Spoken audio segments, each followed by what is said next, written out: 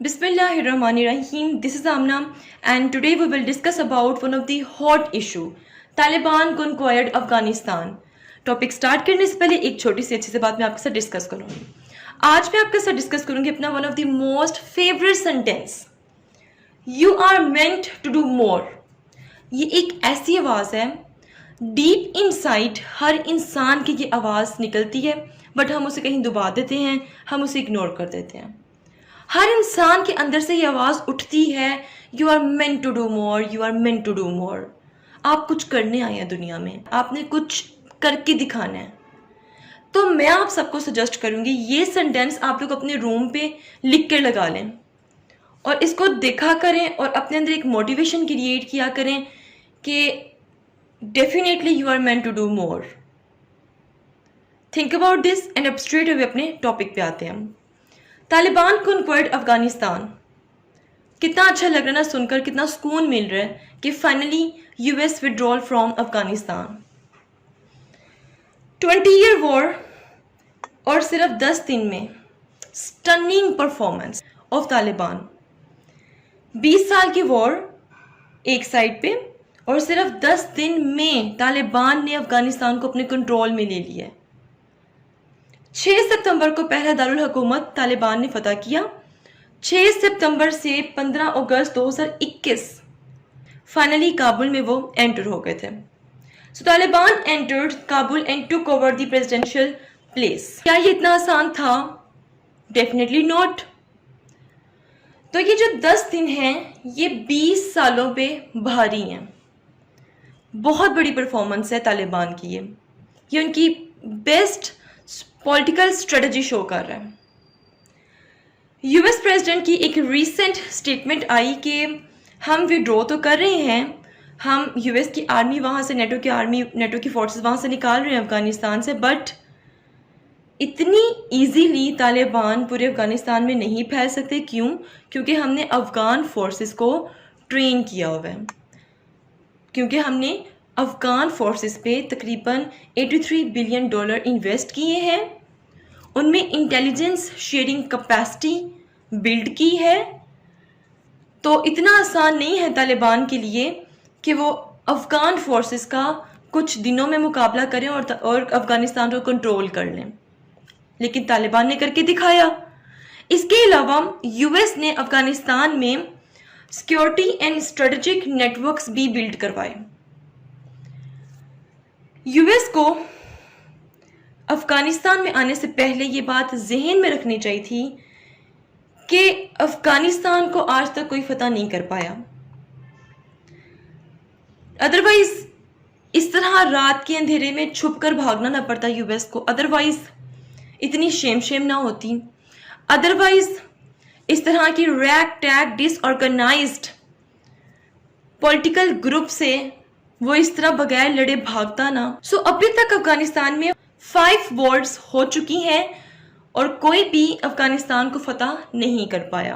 British के साथ Wars हुई, रशिया के साथ और ये यूएस के साथ, बट कोई भी नहीं कर पाया. और बहुत बुरी तरह एक बहुत ही पुअर स्ट्रेटजी को अडॉप्ट करते हुए यूएस यहाँ से भाग गया. और इंटरनेशनल लेवल पे ये एक शेम है कि एक मॉडर्न हाईली टेक्नोलॉजी बेस्ड जो आर्मी है वो इस तरह से यहाँ से भागी है. So Taliban stunning and rapid performance to take over Afghanistan. How did this happen? Let's see next slide.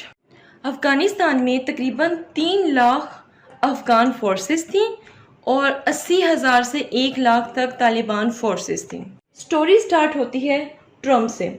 1 साल पहले ट्रम्प ने कहा कि यूएस फोर्सेस विड्रॉ कर जाएंगी अफगानिस्तान से, बट 1 साल में कोई भी ऐसी डेवलपमेंट नहीं हुई. कहीं भी हमें ये नज़र नहीं आया कि तालिबान हुकूमत में आ जाएंगे, this and that, here and there. So then Joe Biden जो कि यूएस के प्रेसिडेंट हैं, अब उन्होंने एक स्टेटमेंट दी और तब लगा कि बहुत कुछ हो सकता है. He announced all US troops will leave Afghanistan by 11th September. इन्होंने एक स्पेसिफिक डेट दे दी, which is the 20-year anniversary of 9/11 attacks. तो जब इन्होंने एक डेट दी तब लगा कि कोई डेवलपमेंट आ सकती है, ठीक है। देन 14 अप्रैल में इन्होंने कहा it's time to end the forever war. हर स्टूडेंट के जहन में ये क्वेश्चंस आ रहे हैं बार बार, how did this happen, why didn't the Afghan army put up a fight, Afghan army ने क्यों फाइट नहीं की, क्यों पुरअमन तरीके से अफगानिस्तान तालिबान के कंट्रोल में चला गया, ये सब कैसे हुआ, ये इतना आसान क्यों है, दिस एंड दैट, बहुत से ऐसे क्वेश्चंस आ रहे हैं। तो इंशाल्लाह आज की वीडियो में ये सब कुछ क्लियर हो जाएगा। मई यूएस की जो फोर्सेस आई हुई थी अफगानिस्तान में, उन्होंने विड्रॉ करना शुरू कर दिया। याद रहे काबुल का जो एयरपोर्ट है वो स्टिल यूएस के कब्जे में था अभी, ठीक है। ऑलराइट, तो ऐसा क्या हुआ कि बगैर लड़े तालिबान अफगानिस्तान पे काबिज हो गए हैं। देखिए इसकी दो रीजंस हैं, एक है जी पॉलिटिकल रीज़न, एक है मिलिट्री रीज़न। तो सबसे पहले हम लोग मिलिट्री रीज़न की बात करेंगे, देन हम पॉलिटिकल रीज़न की बात करेंगे। मिलिट्री रीज़न की हम बात करते हैं, यूएस ट्रेनिंग। अफगान फोर्सेस की यूएस ने ट्रेनिंग की, ठीक है, उनको एयर पावर मिलती रही, ठीक, सप्लाई लाइंस उनको मिलती रही, यूएस कमांडर्स उनके साथ होते थे। जब भी उनको तालिबान ने फेस करना होता था तो हमेशा अफगान आर्मी के साथ यूएस कमांडर फ्रंट लाइन पे जाते थे, ठीक है। फ्रंट लाइन पे जो लड़ रहे होते थे उनको पूरी एक प्रॉपर कमांड इंस्ट्रक्शंस दी जा रही होती थी कि आप लोगों ने किस तरह लड़ना है, साथ उनको एक एयर स्ट्राइक उनको अवेलेबल थी, ठीक है, मिलिट्री सपोर्ट थी यूएस की। बट अब हर चीज़ कट चुकी थी, जैसे कि आपको मैंने बताया कि नेटो फोर्सेस विड्रॉ करती जा रही थी, ठीक है, और ये जो अफगान के फोर्सेस थी, ठीक है, अफगान जो आर्मी है, ठीक है, इनको इनकी पे भी सही नहीं मिल रही थी। लाइक इनकी जो गवर्नमेंट है वो भी इनको मोटिवेट नहीं कर रही थी, पे लेट्स हो गई थी, जितनी पे इनको मिलनी चाहिए वो भी नहीं मिल रही थी। और Afghan forces were plagued by corruption, ठीक है, पुअर लीडरशिप थी, no air strike and military support, और सप्लाई लाइन भी ख़त्म हो गई थी। देखिए पहले क्या होता था कि जब भी तालिबान इन पे अटैक करते, ठीक है, तो एक इनको एयर पावर मिली हुई थी, फौरन हेलीकॉप्टर्स के थ्रू क्या होता था कि ब्लास्ट शुरू हो जाते और तालिबान पीछे हट जाते थे, ठीक है। तो अब क्या था, अफगान आर्मी को किसी किस्म की बी सप्लाई लाइन प्रोवाइड नहीं थी, ठीक है, और सप्लाई लाइन कट जाने की वजह से, यूएस की सपोर्ट ख़त्म होने जाने की वजह से, मिलिट्री सपोर्ट ख़त्म होने की वजह से ये वीक हो गए थे और इन्होंने such soldiers prefer safe passage offered by Taliban, इन्होंने पुरअमन तरीके से सरेंडर करना ज़्यादा आसान समझा, क्योंकि इनको नज़र आ चुका था कि अब हमारी बैकिंग यूएस नहीं कर रहा है, हमें सप्लाई लाइंस नहीं मिल रही हैं, we are not motivated like that, US commanders हमें फ्रंट लाइन पे सपोर्ट करने नहीं आएंगे, हमें इंस्ट्रक्शंस नहीं दी जाएंगी। और इनको ये भी नज़र आ रहा था कि जो गवर्नमेंट है उस वक़्त, ठीक है, उसकी भी कोई सपोर्ट नहीं मिल रही थी। दैट्स वाई इन्होंने एक सेफ पैसेज अपने लिए चुना और सरेंडर कर दिया। Let's discuss political reasons. सबसे पहले Taliban take advantage of low morale and capture city after city. Afghan army का जो लो मोरल था उसका फुल एडवांटेज उठाया तालिबान ने और एक के बाद दूसरे सिटी फतह करते गए। देन पॉलिटिकल रीजन में आ जाती है जी अफगानिस्तान की गवर्नमेंट, मतलब कि अशरफ गनी की गवर्नमेंट। इसमें हम डिस्कस करते हैं जी पॉलिटिकल स्ट्रेटजी अशरफ गनी की और मिलिट्री स्ट्रेटजी। पॉलिटिकल स्ट्रेटजी जैसे कि आप सबको पता है ये यूएस के पिट्ठू थे और भाग चुकी हैं अफगानिस्तान से, तो इनकी पॉलिटिकल स्ट्रेटजी बिल्कुल जीरो थी और ये चलते थे यूएस के कहने पे, जो जो वो कहते थे वो करते रहते थे, ठीक है। मिलिट्री स्ट्रेटजी इनकी क्या थी, इस दौरान इनके एक एडवाइजर थे, ठीक है, जो कि यूएस ट्रेन थे, ये दोनों जी बैठे हुए थे, ठीक, और जैसे ही सेटबैक होती फौरन ये कमांडर चेंज करते रहे।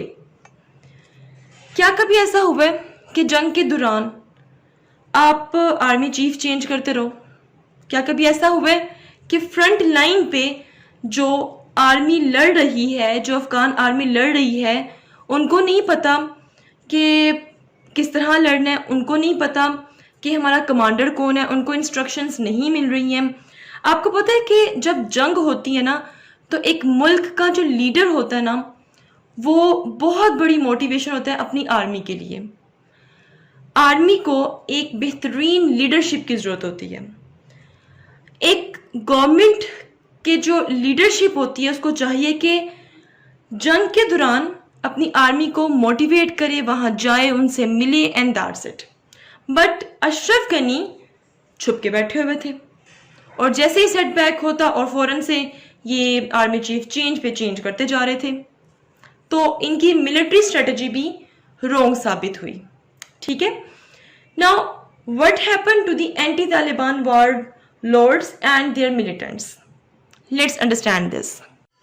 But with confidence plunging in the ability of Afghan's government to survive, never mind hold of the insurgents, the writing was also on the wall of warlords, so their cities fell without a fight. Warlords बिल्कुल ready थे कि अगर उनकी cities पे attack हुआ तो वो response देंगे, लेकिन तालिबान ने आम माफ़ी का ऐलान कर दिया। उन्होंने कहा कि भाई हर चीज़ पुरअमन तरीके से होगी। उन्होंने वॉरलॉर्ड्स को ठंडा किया, ठीक है, और आगे बढ़ते गए।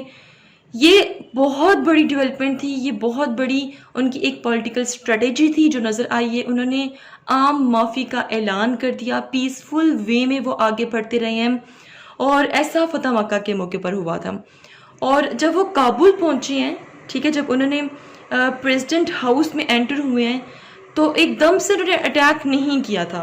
ठीक है, वो काबुल जब पहुंचे हैं तो उन्होंने बाहर वेट किया कि हम आके हमसे बात करें, जो भी करना है, बट पीसफुल वे में हमसे बात करें। ठीक है, सो वॉरलॉर्ड्स को भी इन्होंने पुरअमन तरीके से ठंडा किया।